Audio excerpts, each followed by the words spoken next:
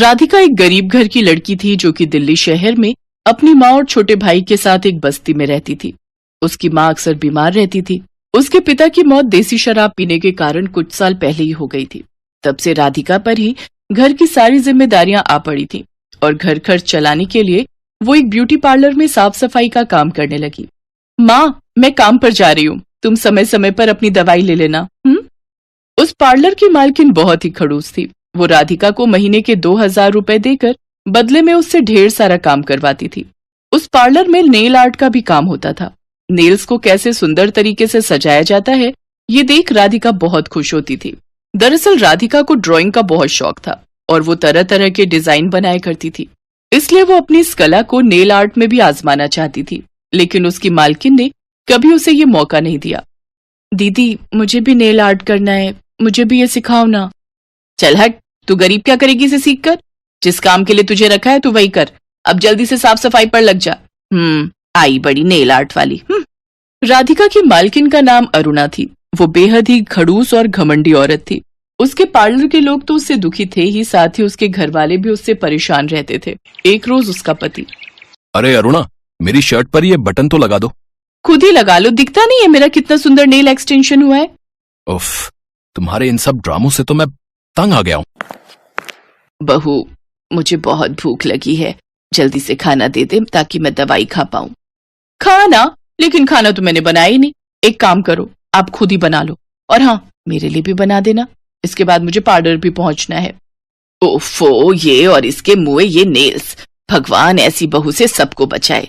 इसकी वजह से कॉलोनी की सारी औरतें मुझे ताने देती हैं कि तेरी बहू से नेल आर्ट करवाने के बाद हमारी बहुएं भी कुछ काम नहीं करती और सब काम हमें ही करना पड़ता है। उधर पार्लर में काम खत्म होने के बाद राधिका चुपचाप अपने घर चली जाती है। फिर घर जाकर वो सबके लिए खाना बनाती है और अपनी माँ और भाई को खिलाने के बाद खुद खाती है। राधिका का रोज का रूटीन था। वो घर का कामकाज निपटाकर झट से काम करने पार्लर चली जाती। ऐसे ही एक रोज जब राधिका साफ सफाई कर रही थी तो उससे पार्लर का एक महंगा शीशा टूट गया, जिसे देख उसकी मालकिन चिल्लाते हुए आई, गरीब नालायक कहीं की, ये तूने क्या किया? मेरा इतना महंगा शीशा तोड़ दिया। मुझे माफ कर दो दीदी, मुझसे गलती हो गई। माफ कर दूं? मेरा जो इतना नुकसान हो गया इसकी भरपाई क्या तेरा बाप ऊपर से आकर करेगा? चल चल, तू निकल मेरे पार्लर से, और आज के बाद यहाँ दिख भी मत जाइयो। पर दीदी, मेरी तनख्वाह है? मेरा नुकसान करके पूछती है मेरी तनख्वाह? तेरी तनख्वाह से ही अपने इस नुकसान की भरपाई करूंगी। चल अब निकल यहाँ से। ऐसा मत करो दीदी, मेरी माँ बीमार है, उसकी दवाइयां कहाँ से आएंगी? लेकिन अरुणा उसकी एक नहीं सुनती। अब बेचारी राधिका के हाथों से तनख्वाह भी गई और काम भी। राधिका रोते रोते घर आ जाती है और अपनी माँ को सारी बात बताती है। कोई बात नहीं बेटी, तू परेशान मत हो, जो ऊपर वाले ने हमारे नसीब में लिखा होगा वही होगा। राधिका सोने चली जाती है। फिर आधी रात को राधिका को सपना आता है कि वो लोगों के नेल्स पर बहुत ही सुंदर नेल आर्ट बना रही है।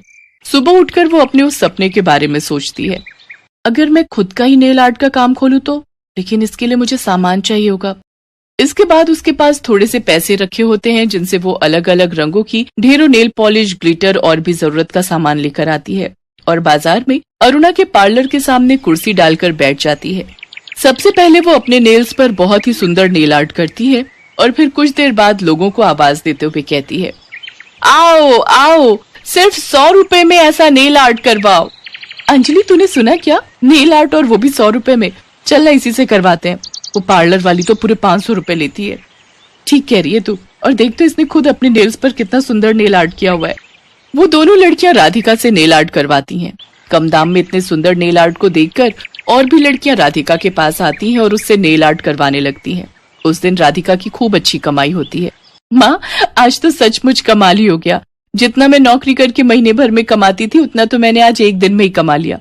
अब देखना माँ, मैं छोटू का जल्द ही स्कूल में एडमिशन करवा दूंगी। मेरी बच्ची, तू खूब तरक्की करे। कुछ ही दिनों में उसके पास ग्राहकों की भीड़